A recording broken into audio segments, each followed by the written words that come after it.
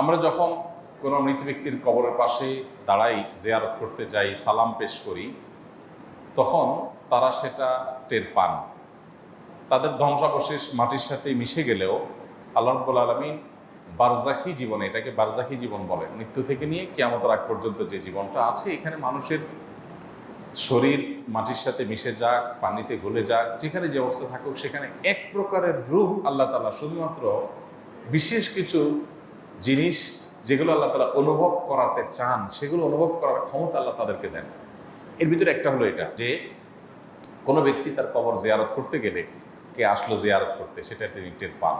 সালাম যখন দেন তখন সালামের জবাবও তিনি দেন, সেটা আমরা শুনতে পাই না, জাস্ট এটুকু। এটা বহু সালাফদের মত। ইমাম ইবনে আব্দুল বার রাহিমাহুল্লাহ, বরাতে ইবনুল কাইয়িম রাহিমাহুল্লাহ, অনেক ইমামগণ এ বিষয়ে অনেকগুলো হাদিস উল্লেখ করেছেন। যদিও আপনার সমকালীন ওলামাদের মধ্যে শেখ বিন বাজ রহমতুল্লাহ আলাইহি, সৌদি আরবের সাবেক গ্র্যান্ড মুফতি, উনি এ বিষয়ে ভিন্ন মত পোষণ করেছেন। আর অনেকে ভিন্ন মত পোষণ করেছেন। তারা বলেছেন যে মৃত ব্যক্তি টের পায় কি পায় না, এই বিষয়টা হাদিস দ্বারা চূড়ান্তভাবে পরিষ্কারভাবে ক্লিয়ারলি প্রমাণিত না। বাট তারা আবার এটাও বলেন নাই যে মৃত ব্যক্তি টের পায় না।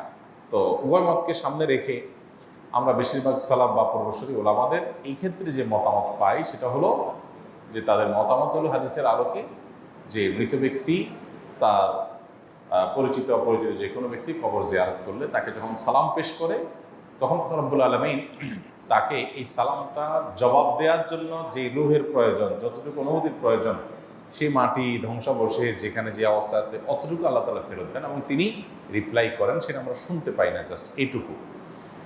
তবে মৃত ব্যক্তি আমাদের সালামের জবাব দিচ্ছেন, তিনি আমাদেরকে জানুক বা না জানুক, আমরা গেলাম কি গেলাম না সেটা টের পেলেন কি পেলেন না, এর চাইতে বড় বিষয় হলো আমাদের জন্য কবর জিয়ারত করা সুন্নাহ।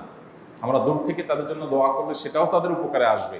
কাছে যেই দোয়া করতে হবে এটা জরুরি না, কিন্তু কাছে গিয়ে সালাম পেশ করাটা সুন্নাত।